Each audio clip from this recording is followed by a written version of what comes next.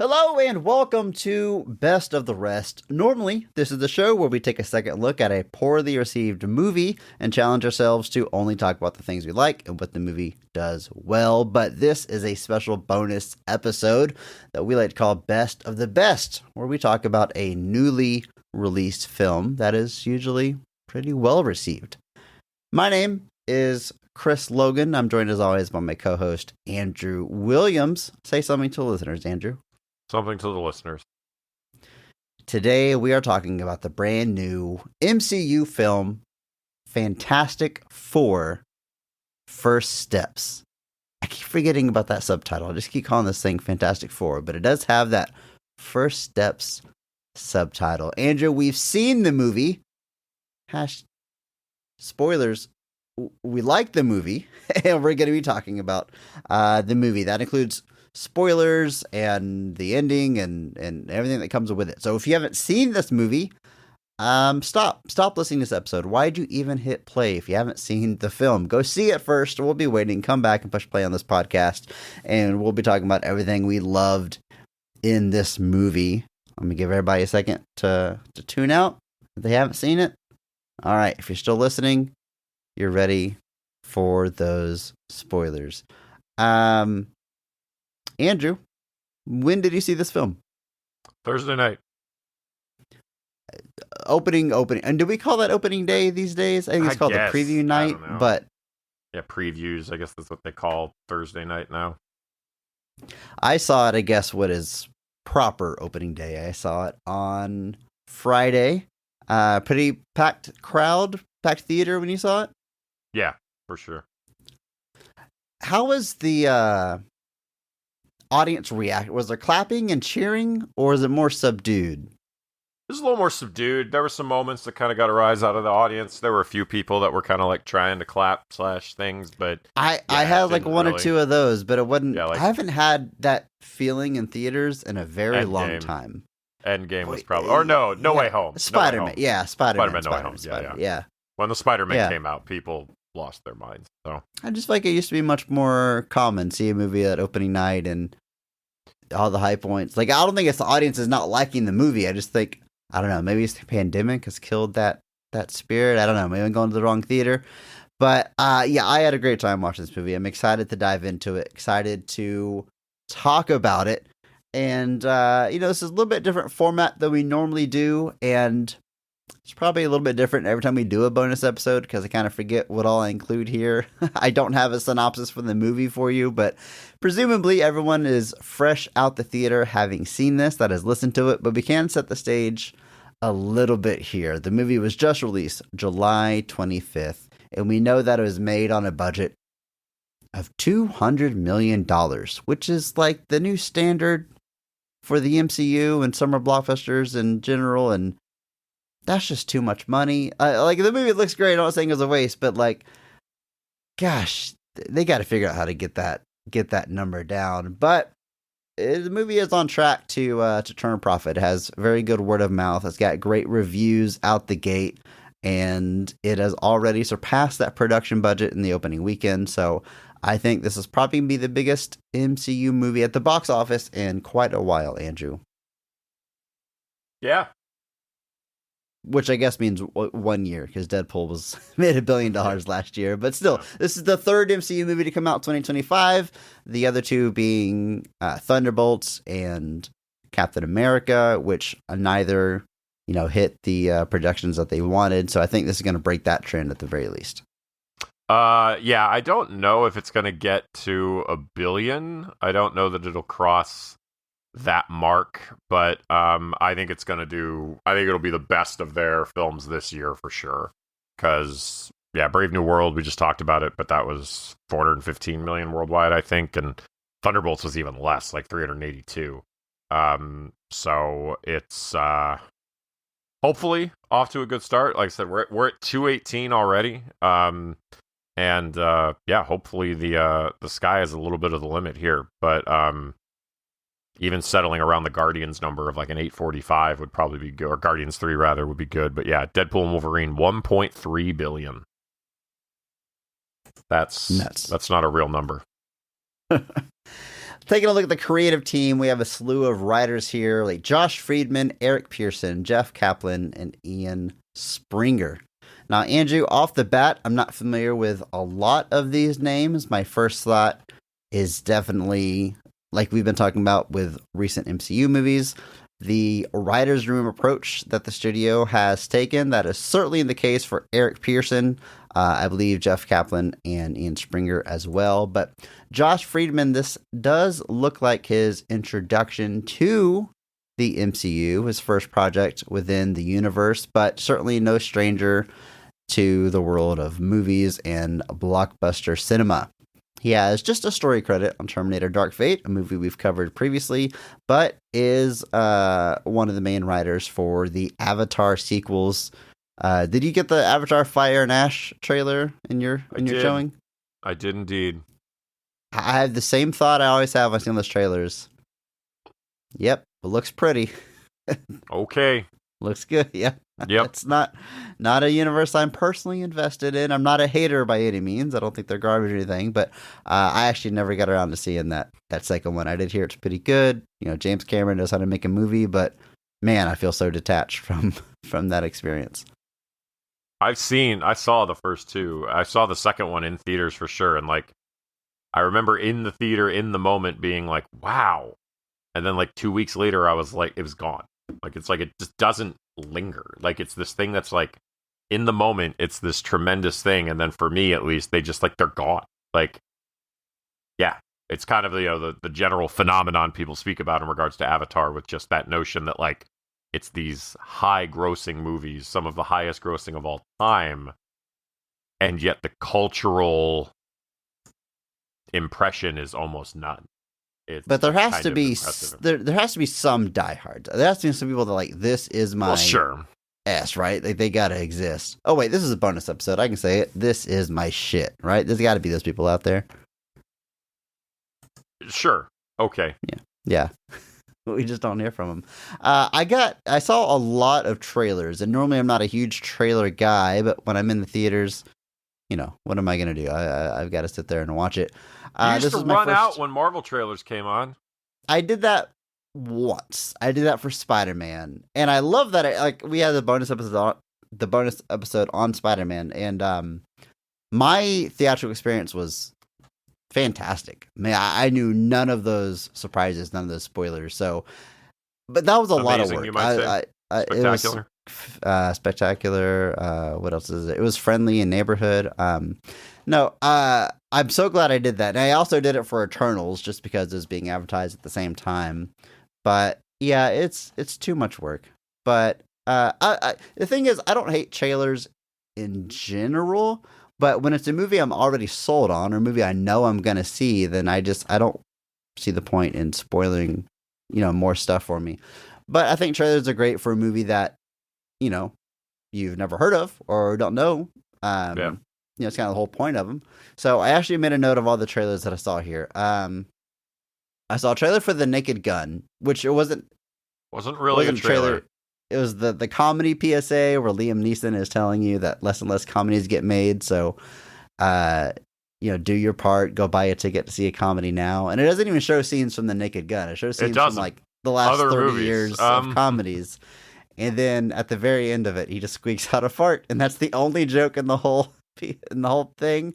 And I laughed very loud. Friend of the show, my wife, I think was quite embarrassed because I don't know if I was the only one laughing, but I was the loudest one laughing. And by the time the next trailer started, I was still giggling from that one brilliant joke. I don't know how I'm gonna feel about this movie, but I'm gonna buy a ticket because even before this PSA, I want to support theatrically released pure comedies, and this is a great opportunity to do so. But I do think it's gonna be a good time.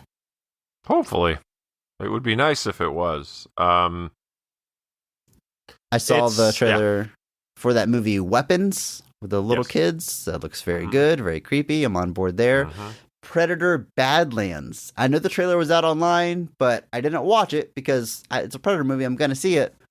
But I actually watched the trailer, and actually I had seen the teaser for this because I remember seeing the teaser and kind of not being sold on it because Predator is the main character And I always thought it was a character that the less you see, the better in some ways. Mm-hmm. A lot more CG than we've seen before as far as his look. And I don't know, just Predator as good guy, I wasn't feeling it. But this full trailer, and I guess if you're trying to avoid trailers, I'm sorry, I'm a spoiler the trailer for you. But we have a presumably Wayland android that's been cut in half that partners up with the young Predator on his first hunt. And he straps her to his back like a backpack, an assistant, like Banjo-Kazooie style. And I'm all in. That's great. This is what looks like so much fun, and looks like it looks like a Predator movie like we've never seen before. Like, oh, for sure, it definitely is that. Like I'm not necessarily disagreeing that that OG trailer, the first teaser, I guess, just kind of didn't do much for me. This one looks a lot more interesting, but like it's definitely like it's that question of like it's all going to be in the execution. To be fair, like it's all going to be how it comes off, because like it's the same notion of like a Terminator Salvation, like hey, we're going to finally stop showing you before the war, and we're just going to show you the war. And so that's an approach that they just haven't taken before. But obviously, Salvation has a called mixed reception. Not everybody appreciated quite what they were doing. They didn't quite think they stuck the landing, but it was something different. And so in that regard, I am very curious how this comes off. And yeah, I'm down. Well, after Prey, I was like, this is the perfect Predator movie. This is all I want. Give me 10 movies of a Predator in a different time period, and I'll be happy. And I love that it's the same director, and they're like, nope, I'm giving you something completely different. And maybe at first I was a little bitter about that, but I like I've already said, I think I have two stances on it. One is that the movie Predator: Killer of Killers is apparently kind of does scratch this itch. The animated film they made with just which I've heard is great, but I have not watched. I have heard, but at the same time, I can understand why the director doesn't like. It's that formula, and he crushed it with Prey. Like Prey is amazing, and it is so good, and like. It was wild to me that kind of, you know, it's the first thought people had is like, oh, cool, do that exact same thing. And I can see why the director is like, okay, like, well, no, I don't just, like, I did that one. It was really good. I don't just want to keep transplanting the Predators to different time periods. Because also that story would presumably be the same every time.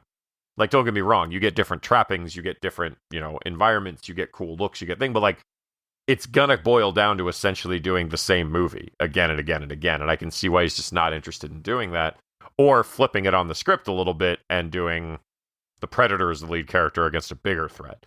I think that is an approach that just has not been done before, has not been seen before. It's kind of like the Talking Heads just recently started talking to each other again, pun intended. Because all four members of the Talking Heads notoriously have a very acrimonious relationship. And so they finally like remastered their concert film in 4K. They finally did a couple of appearances together. And the first thing everybody says is, cool, when are you guys going to tour?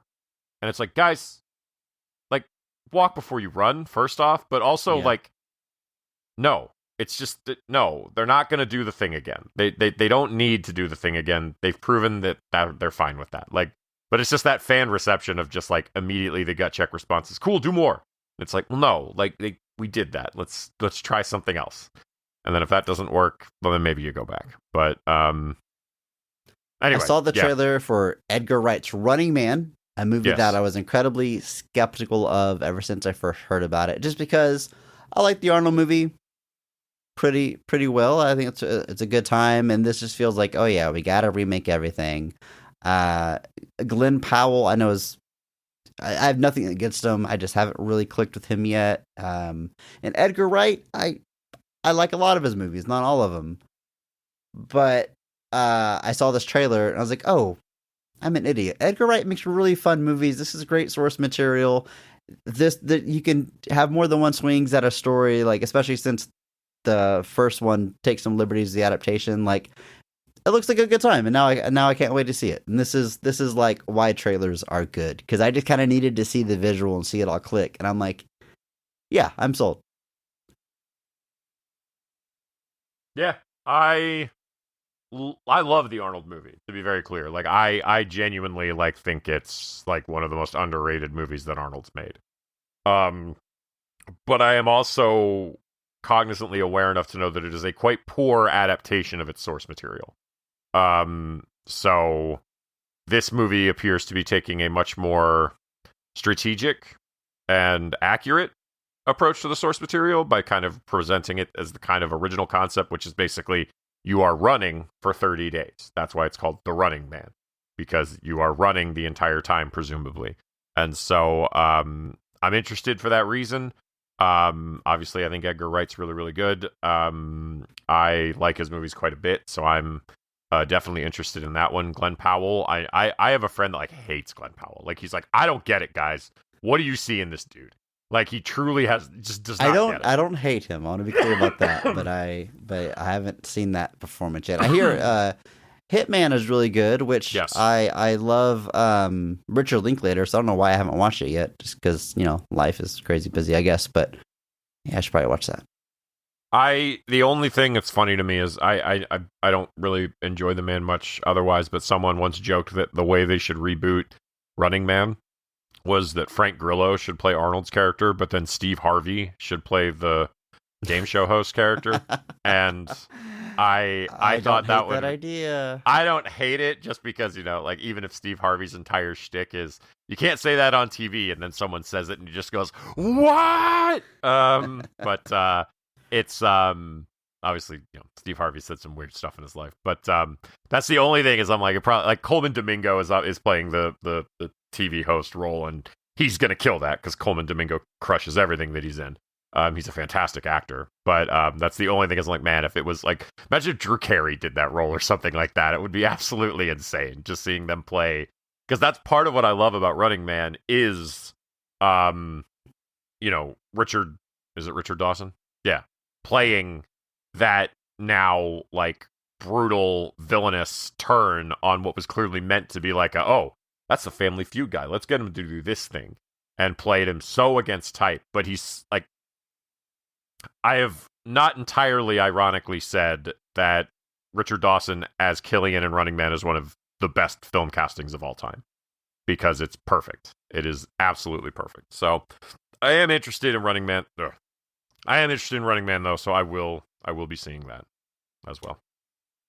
Now You See Me 3. My only note is just boo. I'm sorry. #PP. This looks so bad. I haven't seen the first two because they look bad. I've not seen any of these, to be fair. Like that feels mean because like we're like boo, and it's like, but we haven't watched them, and it's like. But yeah. I watched this trailer, and like, there's things that are set up that are supposed to be jokes, and like that's not a joke. Funny.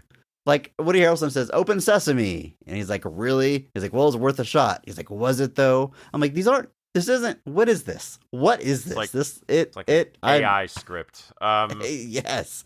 And also, one reason I stayed away from him is, I think I expressed this sentiment back on The Illusionist when we covered that, but a pet peeve of mine is like magic in movies that is so clearly just special effects. Like, I don't think you have to actually be doing magic on set. I get that, but there's got to be like a believable path, and these movies do not do that. Leo Vader, great YouTuber, has a video called "Are the Magicians in Now You See Me Just Wizards or something?" and he breaks down like the tricks they do. But even beyond that, just the nothing in that trailer is clicking with me. Sorry, #PP. Last trailer, then we'll keep this thing moving. Caught Stealing, the new Darren Aronofsky movie that looks nothing like any of his other movies. No, it looks like maybe not. Guy Ritchie. It's got Guy Ritchie, even like almost more Shane Black than anything. Like yes. A weird, like nice guys. Like that's the vibe I get watching that trailer. It's so strange. It's like from the director of Requiem for a Dream, and I'm like, for a movie, it's like nothing like this one. Yeah, low life people, dialogue focused, which is. When I think Darren Aronofsky, I don't think dialogue. Like, his dialogue is fine, but I think, like, ambitious, auspicious, big visuals, big, thematic things, big picture stuff. But this looks so street level. But I'm interested. Austin Butler, you can put him in the Glenn Powell category of I don't get it yet. He's definitely there for me. Austin Butler is definitely there for me, where I'm just kind of like, okay, like I like this trailer. I've seen it a lot. They've been showing it a lot, and I like Liv Schreiber and I think Vincent D'Onofrio play like the Hebrew assassins in this movie, and I'm probably gonna watch it just for them because I think those two guys are pretty great. But yeah, this is one where I see the trailers and I'm just kind of like, okay. One other thing I keep seeing trailers for, I didn't don't know if you saw one for it, but the new Paul Thomas Anderson, is it One Battle After Another, I think it's called. Oh, yeah. I don't know if I saw the trailer of this going or not, but I have seen that trailer. That's another Leonardo DiCaprio, man, really leaning into the he doesn't look like a movie star in that movie, I guess. He's not afraid to I don't know. I don't know exactly what I'm trying to say. I almost want to say he's not trying to protect his image, but I'm sure he's very image conscious, aware. But it's a role that not every A-list movie star would take. Seemingly, I guess maybe that's what I'm getting at there. But it looks interesting. It looks. I'm into it. Yeah, well, I'll probably end up checking it out because I check everything. But Andrew, moving back to the task at hand here, Fantastic Four: First Steps is directed by Matt Shakman, director that I personally not familiar with. Yes, interesting choice. This was. No, I'm not. Yes, you are. Have you not? You've watched WandaVision multiple times. I've seen stuff that he's directed, yes. But if you had told me before I walked into the theater to see Fantastic Four, hey, what has Matt Shakman done? I would have said, I have no idea who that is. Are you not in that same boat, Andrew? I mean, I knew who he was because I knew he did WandaVision. Okay, all right, Andrew. Well, I had no idea. But yes, he did do WandaVision. Has done a ton of television. This is only his second film, his first one being Cut Bank, a movie released in 2014 that I am not familiar with, but has done tons of stuff in TV and very high profile stuff like 6 Feet Under, Boston Legal, Psych, House MD, Ugly Betty, Weeds, you name it, eventually making its way into the Marvel world with WandaVision, which you gotta imagine is what leads to his hiring here. This movie was originally going to be done by John Watts, who did the Spider-Man movies for Marvel, but ends up departing this project. And then Matt gets tapped to fill in. And again, not familiar with the work before, other than WandaVision. I doubt he did like every episode, right? I mean, I think he did. It does look like he did. Well, great work. I mean, this is going to sound backhanded, but the first half of WandaVision is like the best Marvel television, I think. Whenever they're doing each episode's a different decade and sitcom, it's perfect. And so got to give him a lot of credit for being able to pull that off. But good choice. I mean, I love what he does here, and thinking about WandaVision and that throwback aesthetic most of that show has, it kind of makes a lot of sense with what they did with this film. And I think that's definitely part of when Watts ends up leaving. I think that's definitely got to be part of the conversation. Obviously, he's in the wheelhouse already because of WandaVision. I thought maybe he was planning to do something else. Oh, he was supposed to do a Star Trek movie and then left it to do Fantastic Four instead. I don't remember. Watts, I think, said he left over. I don't remember. He said something about, after No Way Home, he was kind of depleted and ended up not really wanting to do that. And he ended up doing that movie Wolves with George Clooney and Brad Pitt instead. But yeah, I think Shakman is an interesting choice. I think that aesthetic from those shows definitely played a part in why he ended up getting tapped here. He's actually responsible for one of my favorite episodes of Psych. He's responsible for the episode Dual Spires, which is the Twin Peaks tribute episode that Psych did. Psych did a lot of tribute episodes like that, things that were just like homages to things they were all big fans of. I know there's a Clue episode too that's got a bunch of people from the Clue episode in it, or the Clue movie in it rather. But like the Dual Spires episode of Psych is one of its best episodes, and I had no idea he directed it until I was just looking through it for this best of the best. So, but yeah, you look at this television. I mean, we're looking at Fargo, The Good Wife, Revenge, Happy Endings, one of my favorite sitcoms I've mentioned before. All sorts of stuff here, and then like I said, WandaVision I think is probably the biggest thing that gets him tapped here, and for good reason. Well, Andrew, let's talk about this movie, Fantastic Four: First Steps, and of course, we're gonna start with the cast of the film, and we're gonna start by highlighting the best casting in the movie, because every episode recognizes one person and goes so far above and beyond the call of duty that they actually elevate the quality of the entire film with their performance. So we recognize that person by giving them the Mark Strong Award. One of these days, I got to look at the YouTube thing that transcribes the show and see if it catches all of that. See how my enunciation is. But Andrew, kick us off here. Who is getting your Mark Strong Award for Fantastic Four: First Steps? Vanessa Kirby is Sue Storm. 1000%. I agree. I was almost certain we would be on the same page here. I mean, talk about a standout powerhouse performance. Like, my God. Like, unbelievable. Like, I expected this cast to be good, and like Vanessa, like obviously everybody knows who Pedro Pascal is at this point.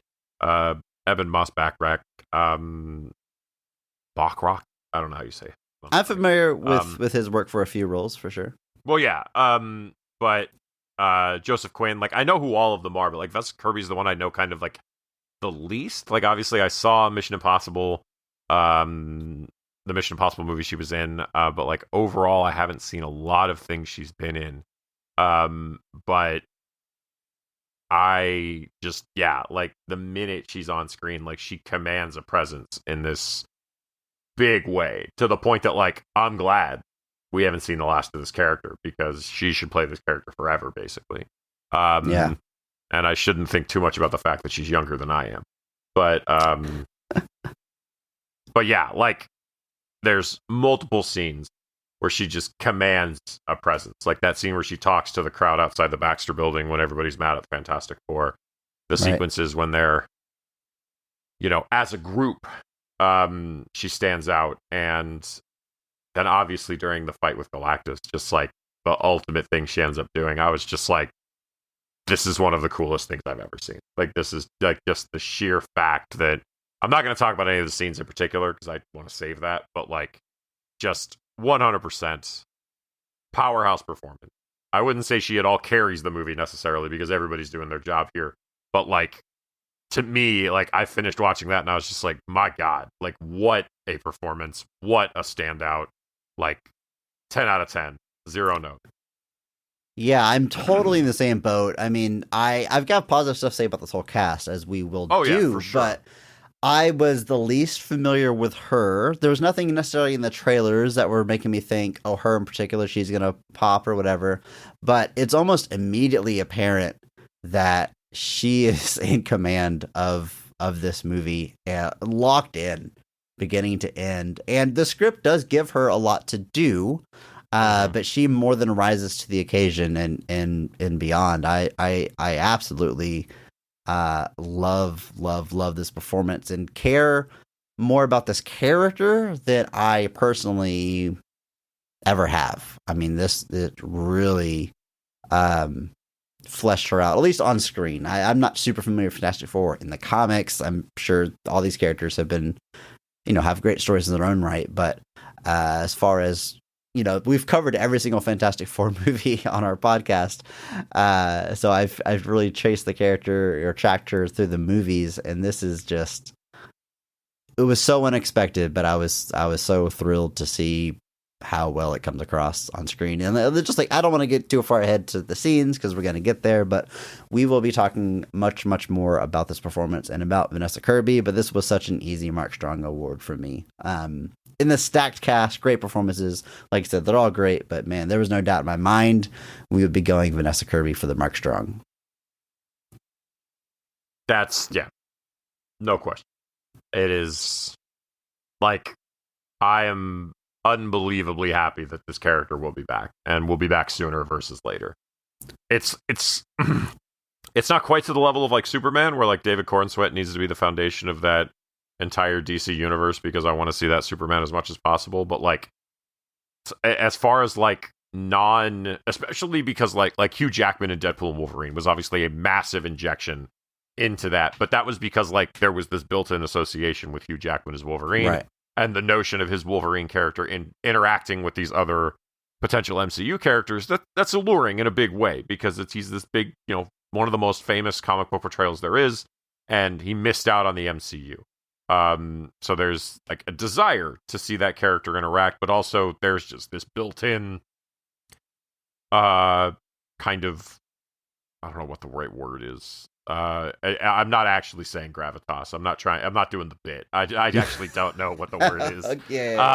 But just in the notion that like when Jackman shows up, there is this kind of legacy that comes with it. So his presence does mean something in a lot of ways. Like, so if you put Hugh Jackman in an Avengers movie, it's going to drive interest in a big way, and people are going to be like, oh, I want to see more of Hugh Jackman's character with these characters.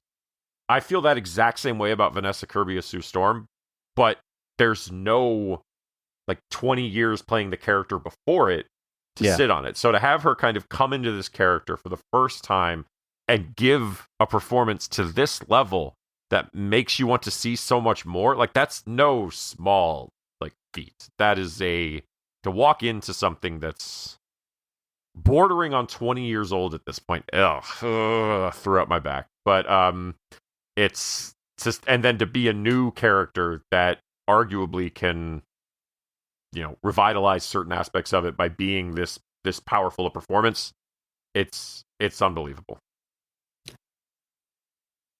Pedro Pascal plays Reed Richards, Mr. Fantastic himself, Andrew. I'm wondering now, like I said, we've covered all the Fantastic Four movies, all the theatrically released anyway. I wonder if every member of the team has a Mark Strong award. Obviously, there's no way to check. Who the heck knows? But I think this is the first time the Invisible Woman has gotten one. I think there's a chance Johan got one. I think there's a chance. I think Michael B. Jordan probably got one. No, I don't think so. You don't think we went Michael B. Jordan? I think we went Papa Storm. Or at least I did, I think. Maybe. Because I don't think, because I think in the OG, I think I go Michael Chiklis and you go Chris Evans. Okay, so that takes care of Human Torch. Yeah. And I don't think Mr. Fantastic's gotten one. I don't think Johan got one for Rise of the Silver Surfer. I really like him I'm sure we made it clear, but I really like his portrayal as Mr. Fantastic. But okay. I think he's very, very good. And he actually, like, they invited, like, all the previous casts of Fantastic Four to the premiere of this one. So, like, even the Roger Corman Fantastic Four were at the premiere of this one. Yeah, well, they're in the movie. Really, really cool. They are, yes. But just still, like, the fact that happened at all is just cool. Yeah. Like, they didn't have to do any of that. Chris Evans wasn't there. Don't know why. All right. Pedro Pascal as Reed Richards. I guess I was maybe a little conflicted at this because Pedro Pascal is in everything. I'm not saying I'm sick of the guy. I don't think the internet at large is sick of the guy. Like, it's not like the Chris Pratt backlash of like, my God, he's in everything. But I think we're borderline there. I saw this meme the other day that I think the headline was like, Disney is considering a Indiana Jones reboot. And the comment was like, just go ahead and do this already. And it's Pedro Pascal in the Indiana Jones get up. He is kind of everywhere, but he is great. I mean, I love every performance I've seen of his, but I think he's risking overexposure. But in the theater watching this movie, my mind isn't thinking of anything like that. I think this performance is actually a little, I don't know if reserved is the right word. Understated? Yeah, maybe that's good. Yeah. I love that his character, this is probably true for the whole team, but like none of these characters are defined by their powers. They all seem secondary to their personality. And with Reed Richards in particular, his whole thing is being, the smartest person in the world, in the galaxy, in the universe, however extravagant you want to get with that. And that is so much more in the forefront than the fact that he can stretch his limbs, which is cool. I mean, Fantastic Four, the whole thing is, they're a family. It's about the characters before anything else and their interactions with each other. So I think the heavier focus on that, on their personality, is the right choice.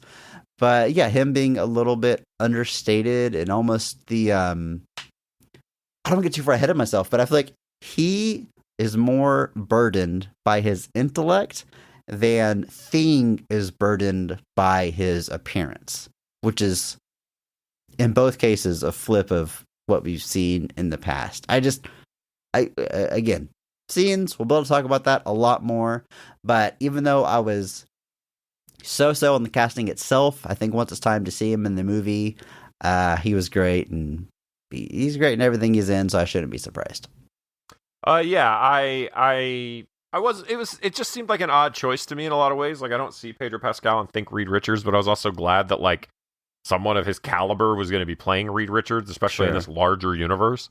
Also older than I would expect. I think the dude's almost 50, and, you imagine Fantastic Four is going to be around for a while. I would just expect an early 30s casting, maybe, so they can get the most juice out of an actor. But Vanessa Kirby is 37, so like, yeah. And Joseph Quinn is like 31, but yeah, they, and Evan Moss Backrack and Pedro Pascal are both I think Pascal is 50, and I think Evan is 48. So I mean, like, they're up there. Now for Evan, it's a lot easier to play that character because you just don't got to worry about it. And it's also like Reed Richards doesn't need to be ripped, I guess. He just needs to be sort of thin. So like, it's not like it's a physically taxing thing like it is for like a Hugh Jackman or somebody like that, where like being Wolverine is this very difficult process. So do you think if Mr. Fantastic got fat, he could stretch farther? No.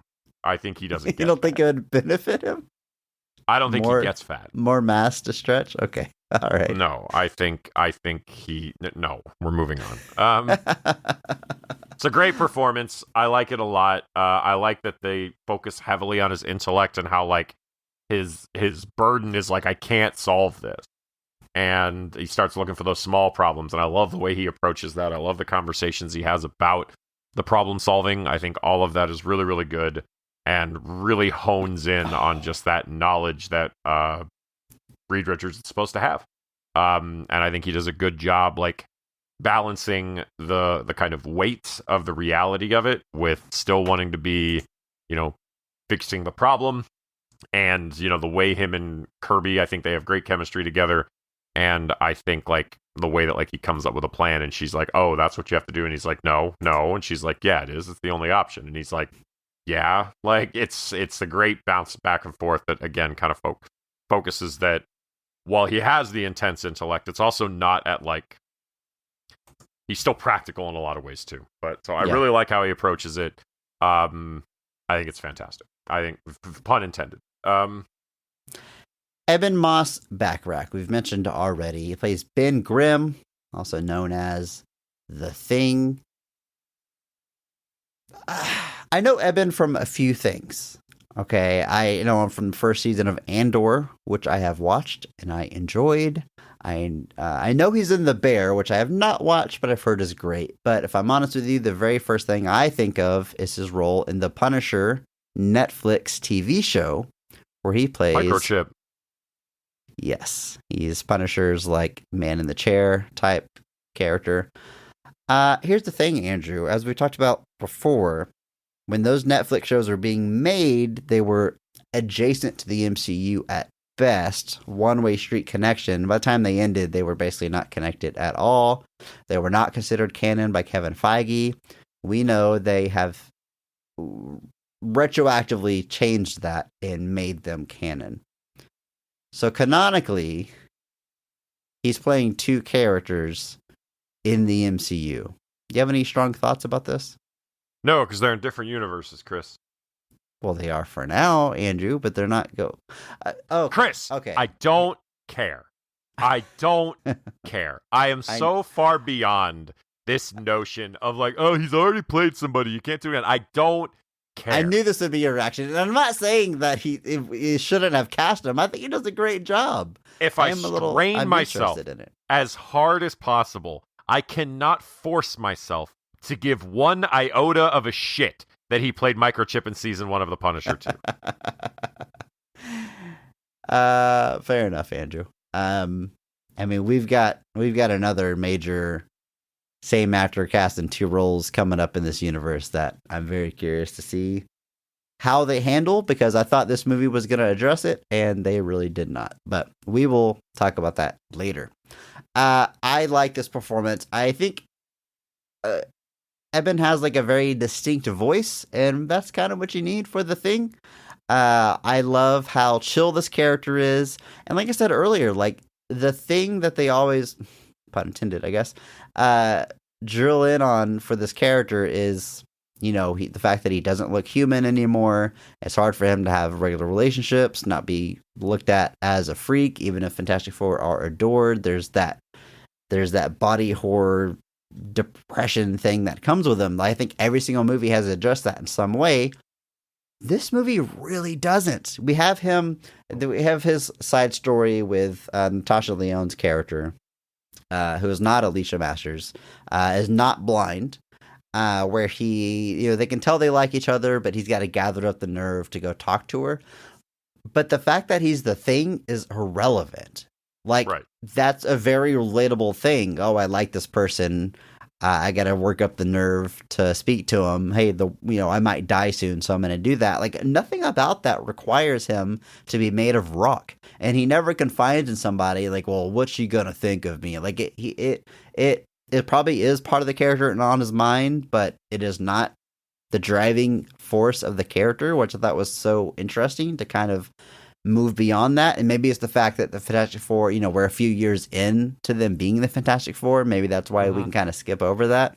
But I love that his love interest is not a blind person. Like, I like the character of Alicia, and I like the statement being made there. But I also like seeing here that even someone who can see him can still presumably fall for him. I thought that was all very cool. But the biggest thing we got to talk about with the character, though, it's not the fact that he's played an MCU character before. It's the fact that Andrew, he can grow a beard.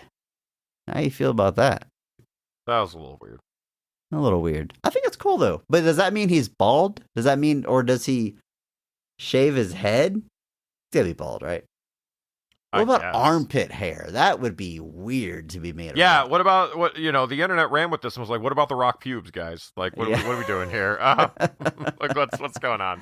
How far are we taking this? It reminds me a little bit of, there's that bit in Mallrats where, like, Brody talks to Stan Lee and all he can ask him about is, he's like, is the Thing stuff made of rock just like the rest of his body? Like, what about the Hulk? When he's the Hulk, is it all green? And he's just like, he's really hung up on this. I don't really know what's wrong with him. Like, I think the beard, the Thing with the beard looks cool. I'm not choosing to read into it any more than that. But it's cool after however many years the character's been around, to have a new twist on his appearance is cool. Yeah, I love that. Like, he wears like the sweaters and he has like the sweater vests and like he has all like he dresses like a guy, and like the woman is at like a synagogue, so they're kind of playing up the character's Jewish background a little bit there when he goes there at the end, and like she's like, are you here to be like, for the she asks him if he's basically there for like religious purposes. He's like, no, I'm here to see you. And I liked that a lot. I like that the people are not afraid of him. That's like you said, we're a couple of years in at this point, but like the kids are like, lift the car. Like they want to see him do stuff. They think it's cool. And don't get me wrong, there's still a zoo animal type thing to that where like, it's like, oh, it's just a novelty or whatever. But like, it's cool to see that we're, like I said, I think one of the smartest things they could have done with this is just truly like, don't show me the origin. I've seen it already. Like, it's the same thing. It's like, there's going to be comparisons between this movie and Superman. But if there's one thing that I respect both movies immensely for doing, it's like, you know what? We're just going to drop you into the middle of it. There is nothing to be gained from spending half this movie doing an origin story. And both of the movies are better for that. And The Thing, I think, especially comes out on the better half of that. Since we don't have to deal with that period of time where people are like, oh my God, he's hideous. I agree. Whatever. I agree. Rounding out our team is Joseph Quinn as Johnny Storm, Human Torch. Andrew, do you remember the first scene in Captain America Civil War? It's when Tony Stark is showing off his new technology that like recreates a memory of his, and we see the Are you saying that Joseph Quinn looks like de-aged Robert Downey Jr. from Absolute Zero? From Less Than Zero? Yes. Yeah, that. Whatever. Yeah, that's what I'm getting at here. I could not see anything else. It's the eyes. He's got specifically young Robert Downey Jr.'s eyes in face. It looks like it was almost uncanny. That's why I bring up the de-aged Robert Downey Jr. specifically versus actual young Robert Downey Jr. from Less Than Zero. But either way, he looks just like a young Robert Downey Jr. and I could not get past that. I've never watched Stranger Things past season 1. I've never seen this character from Stranger Things, but I've seen pictures of him online, and when I see that character, I've never thought Robert Downey Jr. But I see him here with the short hair and good look at his eyes, and I could not think of anything else every single time he was on screen. I mean, I liked his performance. We'll talk about it, but did you have the same thought watching it? No. But you've seen the comparison online. You've seen other people talk about it. No, yeah, I haven't seen anybody talk about this. Well, apparently, I haven't seen anybody else talk about this specifically, but I did Google it to see if anyone else was talking about it, and he himself, Joseph Quinn, apparently there's a quote saying that he would like to play Robert Downey Jr. in a biopic. I didn't verify if that was an actual quote of his or whatever, but the comparison seems to have happened before. But yeah, there it is. He looks like a young Robert Downey Jr., and I will die on that hill. I like the performance a lot. Specifically, though, I like the characterization of Johnny.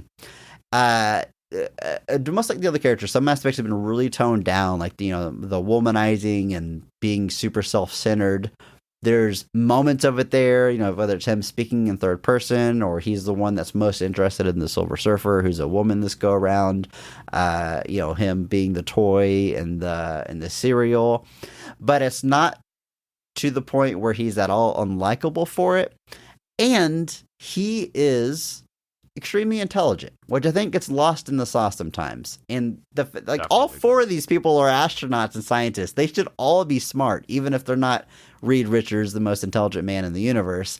The fact that he himself gets to be intelligent and solve some problems and use his brain is, I guess I'll use the word, is fantastic, Andrew.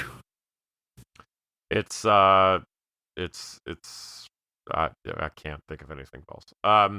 No, I like Joseph Quinn a lot. I did see Stranger Things. His character was another instance of Stranger Things has a habit of introducing kind of one-off characters in those seasons that you get super attached to, and then they're not in future seasons for reasons that become apparent.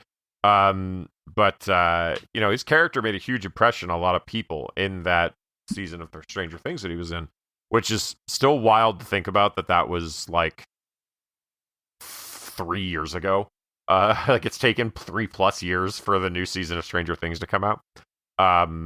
And you just look back through his filmography, it's been interesting because I did see Gladiator 2 and A Quiet Place Day 1. I think he's really good in both of those. I did not see Warfare. I heard good things about it though. And he's also an Overlord. I don't know what he does in Overlord, but it's Overlord, I've spoken about many, many times before, is basically a Nazi werewolf movie. Yeah. It's not a werewolf. No, I'm thinking of Werewolf Women of the SS. My bad. Nazi Werewolf of the SS, starring Nicolas Cage as Fu Manchu. Not at all yes, troubling. Correct. But he plays, I think, just one of the it's a very, very small part. I didn't even remember he was in it. I looked up his scenes and still didn't know him. But I liked this character a lot. I liked what they gave him to work with. I liked, like you said, he had a whole problem of his own to solve that he does, and I think all of that was really, really cool. Yeah, just as when they announced this cast, I was like, oh, this is pitch perfect. This is a great choice for this. The same energy that he has in Stranger Things, or the character kind of has, works here. Gladiator 2 is a trip. It's odd that half the Fantastic Four were in Gladiator 2. But best to move past that. Anyway, good stuff. Julia Garner plays Shalabal, the Silver Surfer. Now, again, I'm no expert in Fantastic Four lore, but as far as I understand, is this the first time this character, who does exist in the comics, has been the Silver Surfer? Like, the typical thing is that Norrin Rad sacrifices himself to save his planet, and he leaves behind his wife, Shalabal. And this just flips that, saying she's the one that makes the sacrifice and becomes the Silver Surfer. Is this the first time that's happened? I think this is the first time. It is not the first time her character has ever been portrayed as the Silver Surfer. Okay. I do not believe that has happened in the comics. She's been linked to Norrin Rad several times. But I believe the only time she's become the Silver Surfer was maybe Earth X, which was basically after Alex Ross did Kingdom Come for DC with Mark Waid. They just called him and were like, "Hey, you want to do that over here?" And he was like, "Okay." And then did Earth X, which is pretty good. And then he did Universe X, which was less good. And he did Paradise X, which stay home. It's so she's been linked to the Silver Surfer a lot. I do think this is the first time we've ever seen it obviously portrayed this way, but I do not believe it is the first time she has ever been seen as the Silver Surfer. Okay, fair enough. It's a good performance. It's a cool role. I like the twist on the character. I mean, it's not really much of a twist. It's the standard Silver Surfer, but the fact that we get to see a woman in the role. It's cool. It ends up being a tragic character when we see her backstory and realize why she has taken on the mantle of the Silver Surfer. I love Johnny's obsession with figuring out if the board is part of her body or not. I thought that was pretty funny. Yes. But the fact that we can have compassion for this character when 99% of the time she is, she looks like a Capri Sun commercial from the 90s, I think is a big testament to Julia Garner. The fact that she presents as an almost robotic, emotionless being, but still has something underneath to be vulnerable. The fact that she speaks in an alien language and we still get the point across, I think is, you got to give her a lot of props for being able to come through like that. Yeah. I already mentioned Natasha Lyonne plays Rachel, who is the person that the Thing has a crush on, and eventually talks to her. Has 2-3 scenes. A crush. I love it because he's made of rock. Yeah, that was intentional. She has like 2-3 scenes. Yeah, it's not a lot. He's an orange crush, no less, Andrew. Sorry.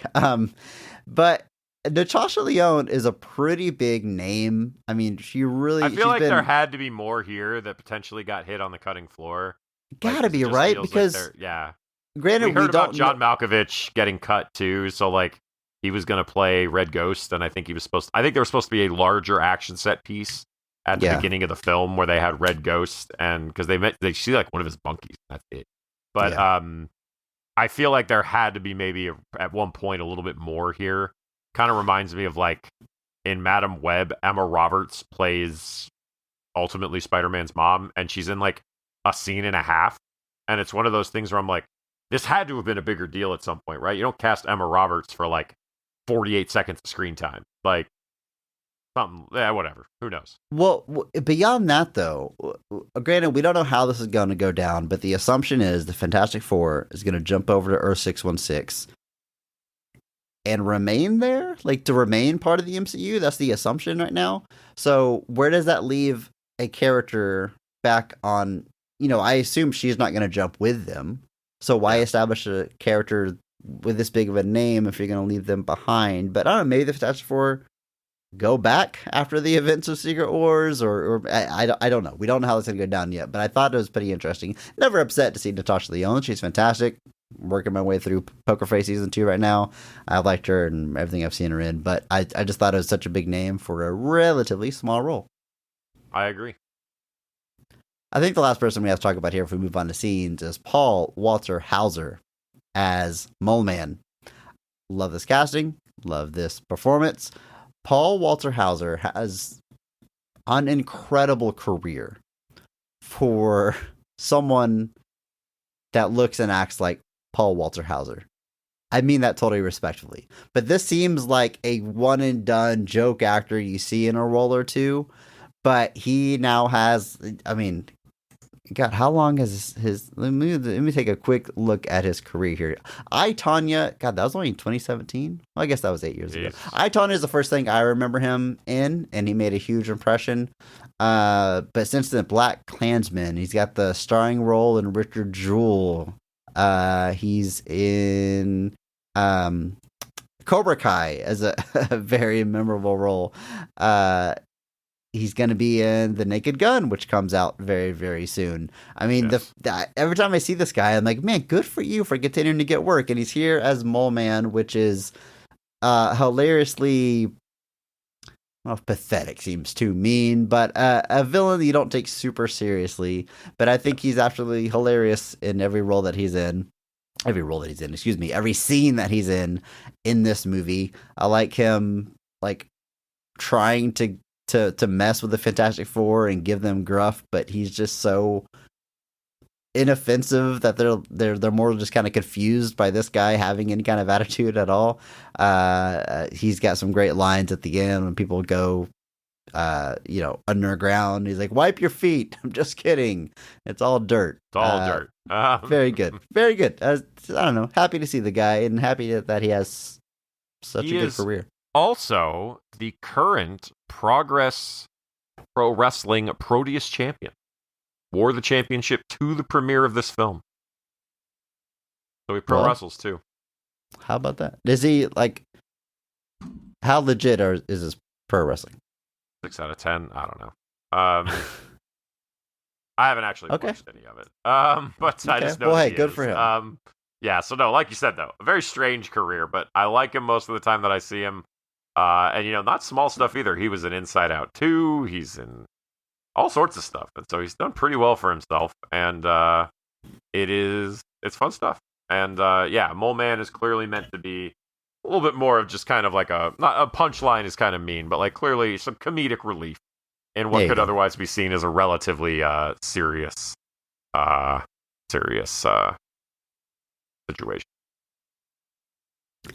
Well, Andrew, that covers our major players. A few more people we can talk about, but we can do that when we talk about the scenes that they are in. Because it's time that we do Galactus. just that. Nah, we'll talk about them later. I don't know. Do you want to talk about the performance of Galactus? I guess there's not much to it. I just actually know the guy who plays Galactus. I mean, you can drop the name, but I mean, like, there's nothing bad about that performance, but it's not exactly a three-dimensional character, nor should it be. It's just a giant, earth-devouring being. That's kind of all there is to Galactus. But I don't know. I'm happy with it. See, he's not a cloud. That's a big step up. Anyway, it's Ralph Ineson, who I just recently saw in a film called The First Omen, which was a prequel to The Omen that was far better than it had any right to be. Which is mostly the reason I wanted to bring up his. Because I just wanted to point out once again that The First Omen is way too good. It is far better than the 5th Omen movie deserved to be. But he's also in like a lot of Robert Eggers movies. He's in The Witch, he's in The Northman, and he was in Nosferatu as well. So he gets around. But it is there's not a lot here. But he did wear a suit.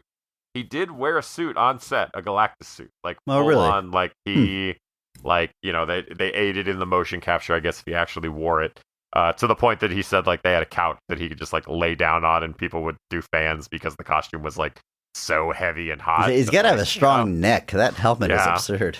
It is very absurd. But anyway, we can get into scenes now because I'll do it myself. I'm on the show. I could do it myself. I'll talk about my favorite scene. Go for it. It is specifically during the final fight with Galactus when Sue Storm single-handedly brute forces Galactus down the street into this portal. It is awesome. It is like the minute she like grabs him for a second and he turns back, I was like, oh no, but then she like grabs him again. I was like, oh, you're trying to kill this woman's child, so she is going to single-handedly be like, you what, mate? And throw him into that portal herself. And it is awesome. It is just like truly like, because they make the scale of Galactus very good in this movie. He's not bigger than the planet. They kind of flip it a little bit to where he's got this ship that devours the planets, and it just the ship basically converts that destroyed planet into the energy that he needs. this hunger, as he calls it.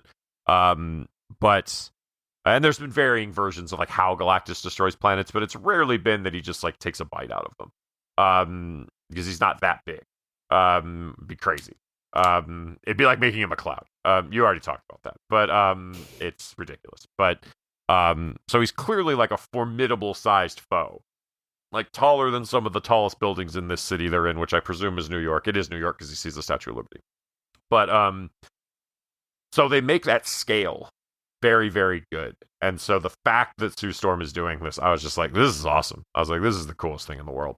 So again, it adds to that performance. Like the fact that Vanessa Kirby is able to, again, brute force that and make that scene work is awesome. And so this whole fight is really, really cool. I like how they deal with Galactus here, where it is very much not a... It avoids a little bit of that problem of Quantum Mania, where a lot of people thought the end of Quantum Mania kind of made Kang look stupid. Where they were just kind of like, wait, so Ant-Man just got rid of Kang. What's the big deal here? This movie is very clear that, like, we have not defeated Galactus. We have essentially distracted Galactus for a long time. The presumption being that eventually he will get back here, and he will not be happy about it. But we've given ourselves, presumably, I think they said, like, millions of years for before he gets back, because he has to come from complete on the other side of basically the universe. And he doesn't have a ship. It's him and Silver Surfer just drifting alone in space. It's going to be awkward. But no, so the whole scene is great, but like specifically Sue Storm brute forcing Galactus into that portal herself, that is, to me, like, it's too good. It's so awesome. Just, you talk about like seeing superpowers in effect, seeing that scale presented properly. It's awesome. I loved it. Sue Storm certainly front and center and giving it the big push and literally like giving it all she has, given that it basically kills her to use her power. But I love that it is genuinely a team effort in a way that doesn't feel forced and makes a lot of sense. They're all playing up to their own strengths. Like, they're forcing him into a portal that Reed Richards made and designed.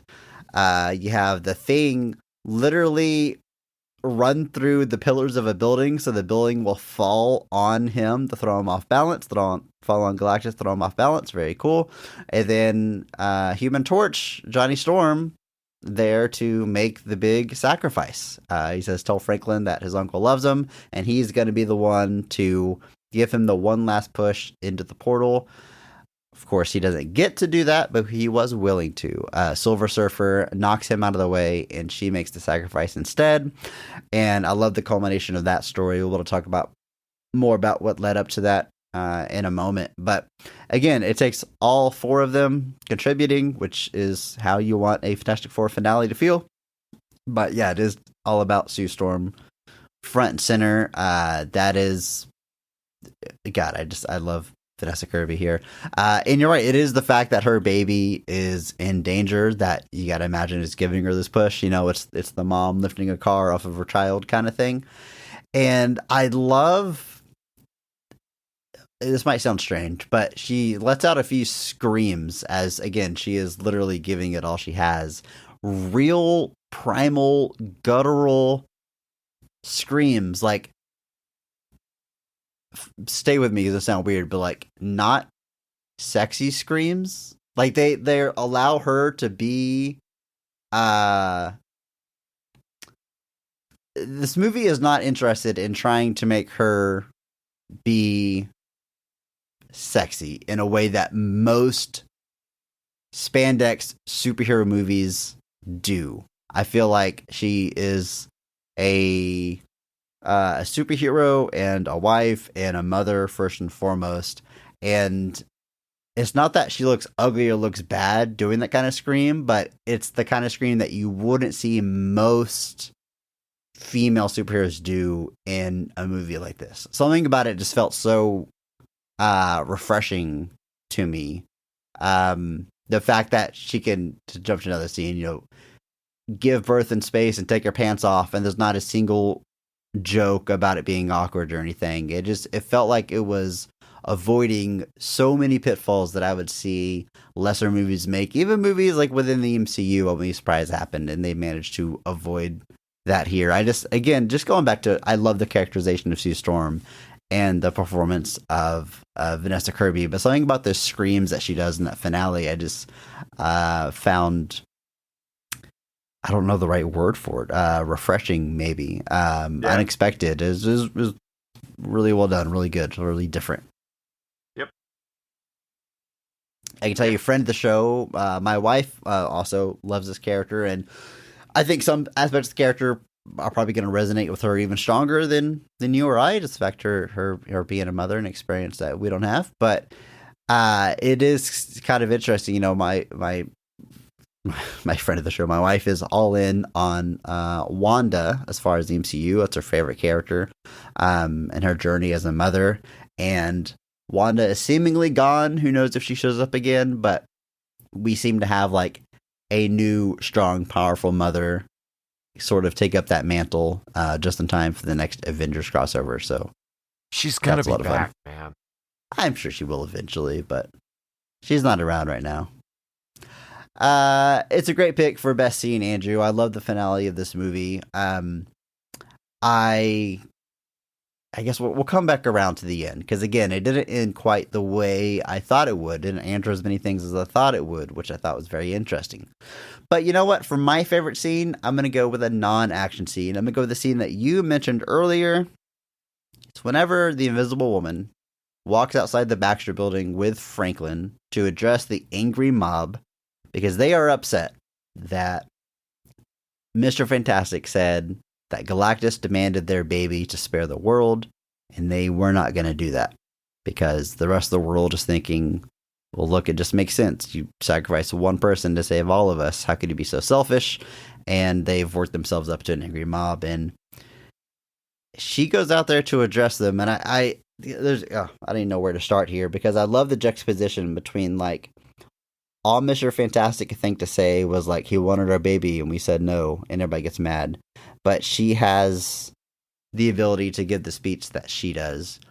The reason I want to highlight this as my favorite scene, though, is because there's this pet peeve of mine when a movie or show will build up to a big speech, a big dialogue moment, but they don't actually show us the words. Okay, so it might be something like, you know, character A, we know they have to give a big apology to character B, and there's a pivotal scene where they are finally going to be the bigger person and do that. And they walk into a room and they're like, hey, I think we need to talk. And then it just kind of fades to the next scene, and we know that they apologize. Next time we see them, they're buddy-buddy. I know I'm giving I don't want to throw a bunch of movies and shows under the bus, but that scenario plays out so often, where we build up the importance of a talk, but don't actually give us the talk. And that is, it's lazy. It's lazy writing. And the fact that this movie walks us through this, walks us through her going out to an angry mob and reaching out to them and explaining their point of view and being empathetic and winning them over. And we get to see how it all plays out without her just addressing it and moving on.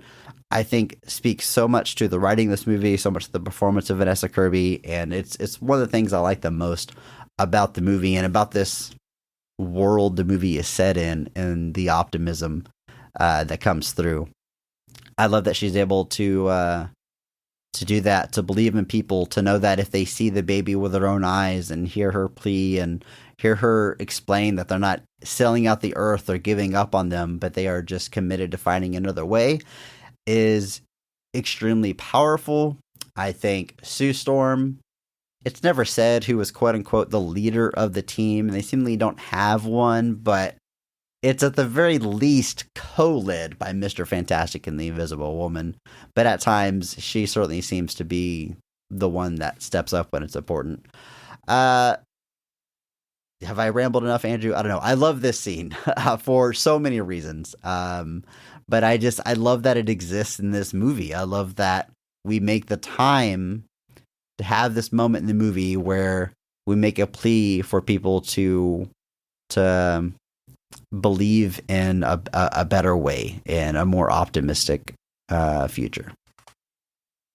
Yeah, it's a Superman speech, but no, but it's Well, we got to talk about that. The fact that these two movies released within a couple weeks of each other, and they're both, there's a lot of similarities, and there are.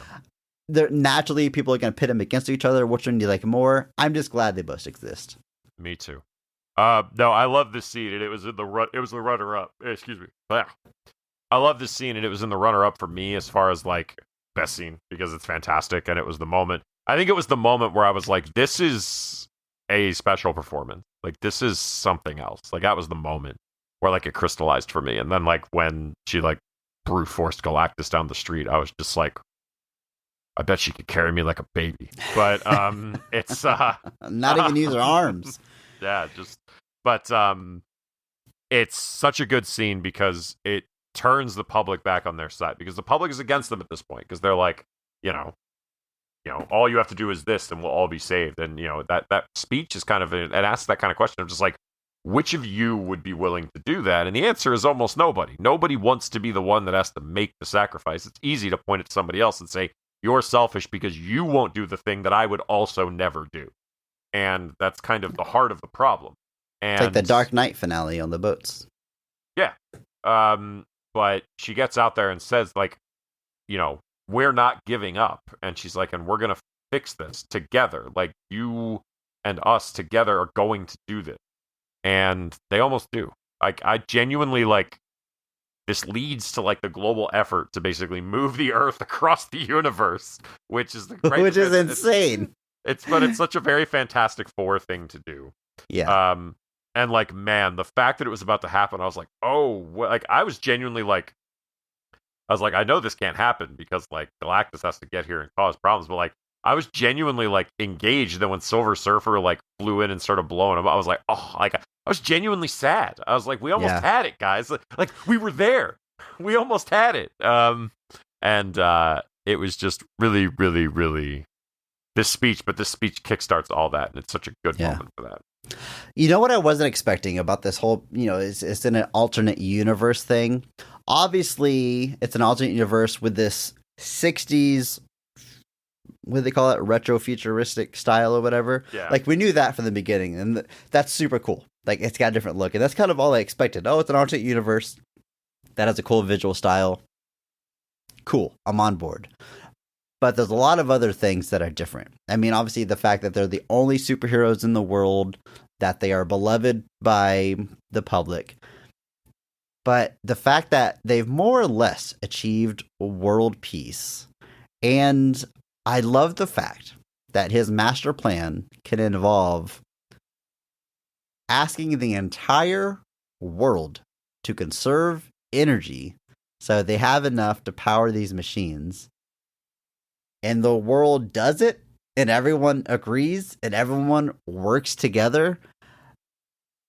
It's beautiful. I love that this movie exists in a world like that. That is so different from our own, but sort of shows us that we could all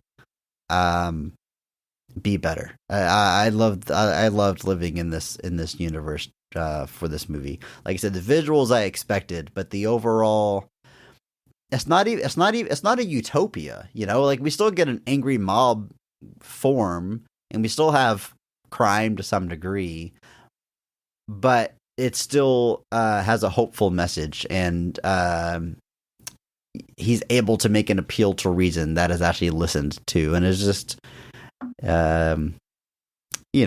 I won't go too far down I won't get all real with this, but it was nice to see in a movie. I agree. It's nice to believe that. Nice to have hope. Put it that way. Yeah. We keep talking about Vanessa Kirby and how great she is, and she is, but I think there's something to be said specifically about the chemistry between Pedro Pascal and Vanessa Kirby. A lot of what makes her great is the way she plays off of Pedro Pascal, whether it's them thrilled that they're going to be having a baby after not being able to for so long that they've actually given up on the whole concept of having a baby. It's super nice. But the way they fight is really, God, I gotta stop saying fantastic. It's really beautiful. I love this moment where, they're trying to figure out what to do about this angry mob, how they're gonna save the world from Galactus, And they're at the dinner table, and Reed is basically just thinking, he's like, well, it makes sense that they would feel this way.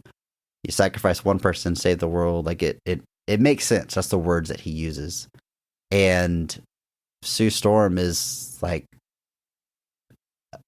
offended by that. She's like, how could you even think that? And he's got to defend himself. He's like, I'm not saying we should do it. It's just my brain works. I have to think about these things. And it ends up in this fight. And she says to him, she's like, I know it's just who you are, but sometimes who you are hurts me. And this soon after that, she goes outside and gives a speech and everything. I love that it's a conflict that's not born of like silly miscommunication that could be solved if they just talk to each other.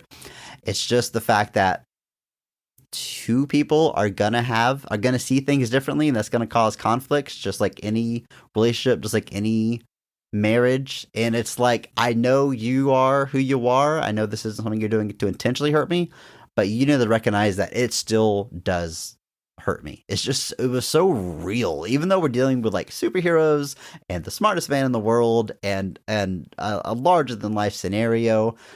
That felt so again so real to me. And I love that we were never fearful they were going to separate or anything, but people fight, families fight, they don't see things the same way. And I loved the movie's exploration of that. No, I agree. And like this, the way the movie approaches it, the way the dynamics of the whole group work, this is a particularly great example of just that relationship having complications, but still being strong enough to power past and figure out how we need to move forward. And the fact that she then, following that conversation, takes the initiative and kind of, reclaims their status amongst the world for all of these people by just showing them and speaking to them in a very real way. 10 out of 10. No notes. I think their relationship in particular is like the most extreme example of the general concept of like a man thinking with logic first and a woman thinking with her emotions first. And ultimately the message is sort of maybe a marriage of both. But by him being the smartest man in the world and them being superheroes, like I said, it's just an extreme version of that. But like I was saying earlier, him being the smartest man is almost seen as like a burden. Like it feels like it makes him very isolated, very lonely at times, hard to communicate. He's not a great talker. Like I talked earlier, him being in front of the microphone after their mission, he did not handle that very well. I know he was in shock from everything that just happened, but he was not great at speaking to people. Whereas, we just went over my favorite scene of her being able to speak to them and communicate so much effectively. I thought that was pretty interesting. No, I agree. I think it's a big moment too, where just like, Reed is, Reed is not great at everything, and they have no problem showing that there are things that he's not that good at. Like that PR piece of it. They have their whole PR person, played by what is her name? Sarah Ted Niles? Lasso. Sarah Niles, yeah. And when he starts speaking, you can tell that she's kind of like, oh, well, shouldn't have done that. Just because, like, from their PR perspective, she was like, oh no. But I just also love that, like, when they go out to get Galactus, like, we will protect you. Like, it's all these sequences that build that notion that they do care about the people of Earth, and this isn't just some small thing for them. This isn't some vanity thing. And the fact that he doesn't succeed at saving them at first, like, you can tell that bothers Reed immensely, that he can't solve this problem. He can't defeat Galactus. He doesn't know what to do. And I like that they find a way to have Reed solve the problem, quote unquote, but not eliminate Galactus at the same time either. It's, they established that Galactus is probably older than the Big Bang is. So he predates the existing universe in this universe. And so they give that the right scale, but still manage to make, Reed able to create a solution to the problem, if not, necessarily like eliminating Galactus. But the way he approaches everything, I think, is very, very much in line with how a lot of comic book Reed Richards are taken, where like there is this like hyper focus on the problem. And how do I solve that problem? Like Fantastic Four 1, 2, 3, 4 by Grant Morrison and Jay Lee does a lot of that. The Mark Waid run on Fantastic Four is very, very good and is exceptionally good at this part of it. And then obviously the Jonathan Hickman run, part of his like grandiose epic Marvel saga, introduces like the Council of Reeds from across the multiverse, where there's a whole group of Reed Richards from across the multiverse that work together and solve these problems. And I think the way they approach it here is just really, really good. I love the scenes of him just in his lab with the giant chalkboards, all just working on everything. Shout out to Herbie, the robot, who is here. I think Matthew Wood voices Herbie, humanoid experimental robot B-type integrated electronics, which someone definitely just made up. But I also love that, it's kind of like Superman. We had the weird robot assistant stealing the show. I also love that John Herbie doesn't speak English, but we still know exactly what he's saying, Yes, exactly. It's a little bit of the R2D2 there. But so Reed in this movie, the scenes in particular where he's like trying to solve these issues are really, really good. And I think Pedro plays Reed just like almost pitch perfect in this for taking that approach to Reed, like the hyper analytical, almost at the expense of the emotion, but not quite completely. Like there's a line that he doesn't cross there, and I like that a lot. And Johnny Storm's sort of his story here is connecting with the Silver Surfer, which I think is interesting because we have, a female Silver Surfer. We have Johnny be the one to connect, but it's not because, oh man, she's really hot. Like it's nothing so base like that. But he seems to be the one most interested in her as a person. He recognizes her vulnerability. He hears her say something in her own language and recognizes that there's a reason she is saying this. Like there's more than just a robotic monster here. And he fixates on that. And like I said, he gets to use his intellect because he has a recording of what she said. They have recordings of her message that was broadcast across the universe. And once she explains what she said was a prayer and what it means, he uses that as a key to unlock learning an alien language. And he learns it. And he's able to communicate with her. And that is so cool. And, if you were just kind of lay out, one of the members of Fantastic Four goes through all this, most people wouldn't guess Johnny. And I love that they let him, have this. They let him do this.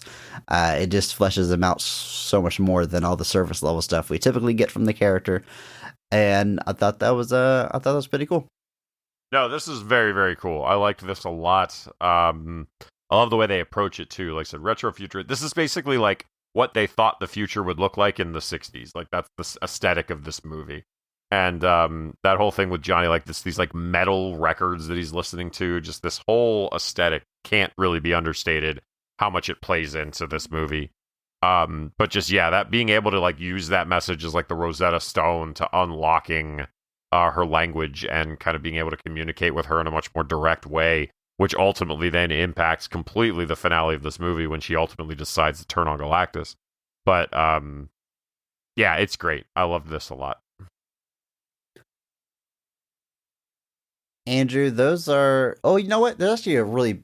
I want to talk about the implications, the end of this movie, what's coming next, but there's a great action scene early on where they go visit Galactus in the beginning, and then they're trying to escape and make it back to Earth, and there's this whole like chase scene with Silver Surfer, and they've got to hit the right arc to slingshot around the star to get back to Earth, and she's giving birth at the same time. Like this is a lot well executed action scene. Yeah, it is. It's great. I don't even have much to say about it specifically, but I would think it would be a mistake for us to end the episode without talking about it. I But agree. it's also Fantastic Four as hell. Like, someone who hasn't read a ton of Fantastic Four, I still understand the basic concept of them. You know, they're Marvel's first family. The fact that they are a family is what separated them, especially at the time whenever they initially came out in the books. And they are cosmic. Their stories are beyond the planet Earth very often. So the fact that we have so much of this movie take place in space and deal with these really out there concepts and intergalactic dangers. Again, I'm not the expert to say like, oh, this is, you know, they nailed Fantastic Four. This is the quintessential Fantastic Four. But from where I'm sitting, you know, tone wise and stuff, I think they're, if not on the money, definitely as close to it as we've seen so far. Yeah, I agree completely. This is just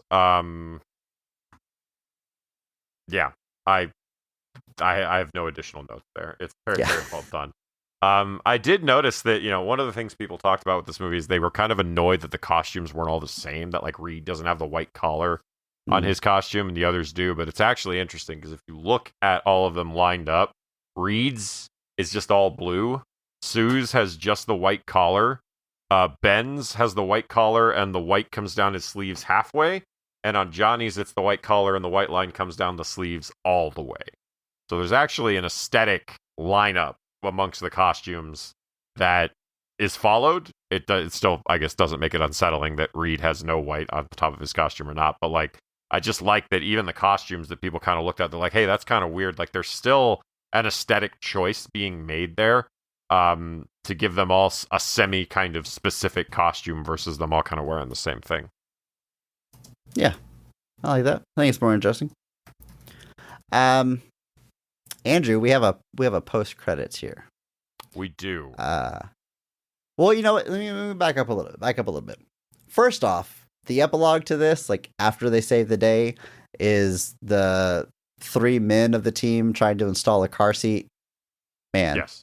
That is real. Those things are ridiculous. I love that. Has to go and then pass through under. That's like you pull this. Literally all 3 of them. And the best part is they leave this interview to go do something because something's in trouble, and they're wasting more time just putting this car seat in. It was too good. It's fantastic.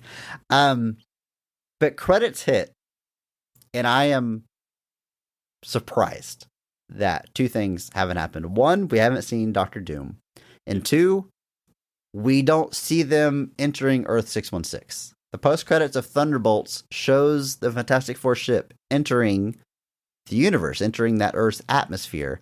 And I thought for sure that's how this movie would end. It never gets to that. Not even post-credits. We don't know how that happens. Galactus doesn't throw them to another universe. Whatever people might have been guessing or expecting. This movie closes its loop. Like, it exists in a vacuum. You would have no idea this is like the last movie before an Avengers movie. And we don't see Doctor Doom. There's one small reference to him in the movie where we see... we see like an empty chair at Latveria, Yeah. But in the post-credit scene, we jump forward 4 years. Franklin's a little bit older. He's 4. And Sue Storm steps out of the room, comes back, and Doctor Doom is knelt down. He has his mask in his hand. Franklin is touching his face. And that's the end. We don't really know what that means. There's a lot of theories, but we do not see Robert Downey Jr., which I thought we would. I thought that would be the post-credits. Hey, buy your tickets now for Doomsday. Here's Robert Downey Jr. We don't see him. And we don't know how Fantastic Four get to... It's weird. I'm not wrong, right? The next movie is Avengers Doomsday? There might or be is it Spider-Man movie first. There might be Spider-Man movie first. We might get Brand New Day first. I'm amazed at how much we don't know about Doomsday at this point. So yes, I'm not saying that's bad, but Spider-Man Brand New Day will be in one. So there will not be a Marvel film for a year. Wow. We will not have another Marvel movie until July 31st of next year. And then Avengers Doomsday is now December of next year.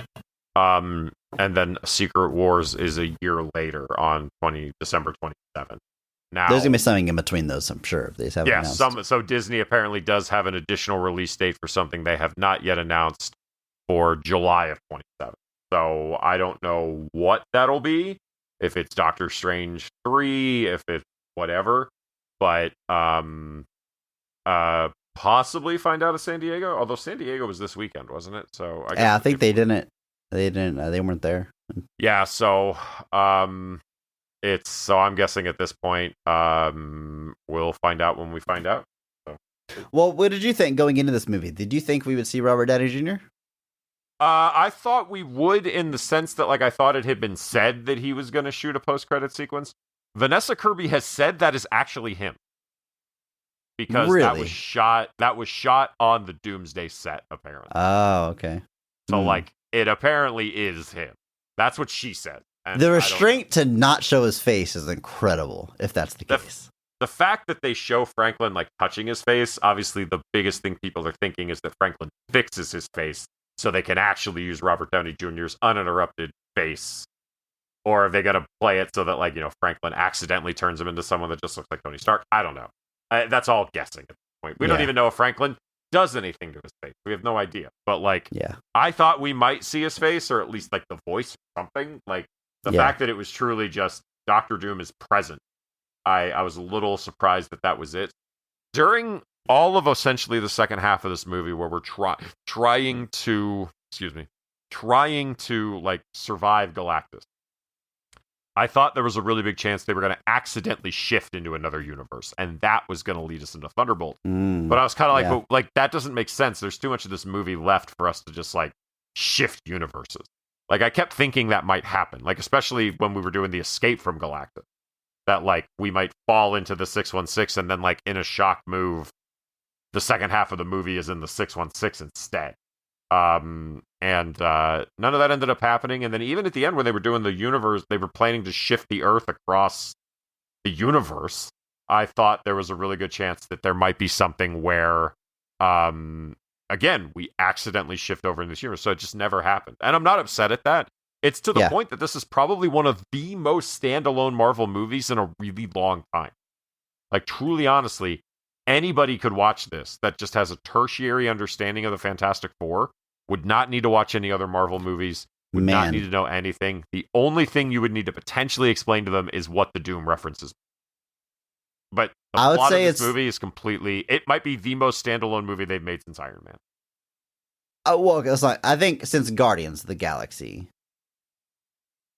Because that's... The first one's entirely standalone. Because Shang-Chi is pretty standalone, but even that has characters like it references Iron Man 3. Like, it still references... it still references... It's still pretty standalone. You can watch it and enjoy it, but this one is even more disconnected. Yeah, I think you have to go back to something. Well, and part of that's because it's in its own universe. It doesn't have anything to tie to. Even Guardians has, like, there's the Thanos connection, so there are things that are referenced from before, but, like, truly, this movie makes... excuse me. It makes no references to anything. Yeah. Like, it doesn't reference a single other MCU movie, which is great. A lot of people, like you said, people expect the MCU kind of humor. They expect, the MCU connected threads, or like everybody like this movie has none of that. Like, it truly, honestly, is a completely standalone Fantastic Four movie, which I think is great. I think it's actually I think it's actually amazing. I think it's fabulous. Superior? I think it's fabulous. They made a completely standalone Fantastic Four movie. It reminds me a little bit of, like, when Wonder Woman came out. And Wonder Woman was also largely standalone, to the point where I was like, okay, you're going to take a shot at this. Just make the movie good. Don't worry about the rest of it. You'll find your way to tease it in. It'll be fine. And I like that they did that here. They made a completely standalone Fantastic Four movie. It is wild to me, though, that there is only one more movie before Doomsday. So, like, Doomsday, it's got a lot of heavy lifting to do.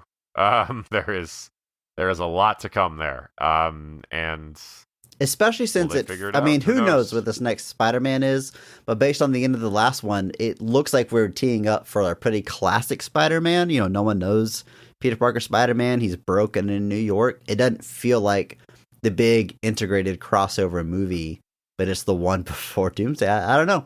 I'm pretty excited for the MCU moving forward, and God, we've had a chance to talk about the MCU so much, and I agree that it's had some growing pains. I think Kevin Feige's recent interview was pretty honest about that. I think he kind of has his finger on the pulse of where they went wrong and maybe too much content too fast. I think the quality, by and large, has been pretty great, but if there are weak points in the universe, most of it came within the past 5 years or so. But the 3 movies released this year, I think, did such a good job of wrapping things up and pointing everything in one direction that I'm pretty excited for Doomsday, even though I know like nothing about it. I don't understand the casting of Robert Downey Jr. yet. We don't know how these universes are coming together. So much we don't know, but I'm excited to find out. Yeah, it's like Secret Wars. Obviously, there's a lot of stuff you can draw from the fact that it's called Secret Wars. Obviously you can read the original Secret Wars of the 80s. You could read Hickman's Secret Wars more recently. And I think you're going to get a decent idea of kind of where we're headed. The question is Doomsday. So like, and that's still odd because like when Infinity War came out, like the minute Thanos showed up at the end of it, we talked about this endlessly, and I'm sure I've said everything I'm about to say before.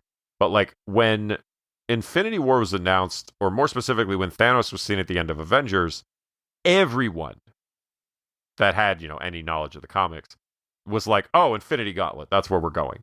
We're headed to Infinity Gauntlet. That's the path. And then Age of Ultron puts a button on it by showing the gauntlet. So like we know exactly where we're going. We know where we're going with this. And you then started having all the teases of like the Infinity Stones and like this and that and this and that and this and that. And so when you get to Infinity War, you have a decent idea that like, okay, this movie has to be about Thanos getting the Infinity Gauntlet because that's where you go with this. That's the only place to go with this. And then obviously after that movie ended the way it did, like you're like, okay, the next movie is going to be about dealing with the fallout of this. Sorry, no, Mission Impossible has fallout. Avengers has Endgame. But it's but like with Doomsday, yeah, I don't know. Like I don't know. And don't get me wrong, part of me likes that because like I don't like knowing where things are going to go. Maybe I'll start running out the theater for Doomsday trailers. Maybe I'll try to. Because why not, right? I'm going to see it. So, I mean, yeah, we're all going to see it. That's what always is kind of funny to me about this. Like, everybody's like, oh, the MCU is over. And it's like I still see people that post videos like, they really should have ended the MCU after Endgame. And it's like, right. That's not how this worked, right? Like, that. Like we all know that. But, like, I am interested. Like, obviously, like you said, they've been very open about kind of the too much content too quickly. And so, like, supposedly Thunderbolts and Fantastic Four are like the return to the original formula in a lot of ways of like, we've scaled it back. Kevin Feige has a lot more like direct involvement in like the QC of things. And now, obviously, Thunderbolts was very, very well received, comparatively speaking, but didn't make a lot of money. I think part of that is because it's largely dealing with stuff from maybe a less beloved era of the MCU. So people just weren't necessarily as interested in seeing that through. Like, Fantastic Four has already made well over 50% of Thunderbolt's box office in its opening weekend. But Fantastic Four, hopefully, keeps that train rolling. Spider-Man is almost always guaranteed money, generally speaking. So I think they've got, if they pull this back right and stick with things the way they are, hopefully we get to a good place. I am excited for the future, Andrew, and I think that's going to do it for us here today. Thank you for joining us on this bonus episode. We will be finishing out our current month's theme of comic book movies very soon with Venom: The Last Dance. So come back for that, and just keep in mind, maybe not every movie is great. But all movies have greatness.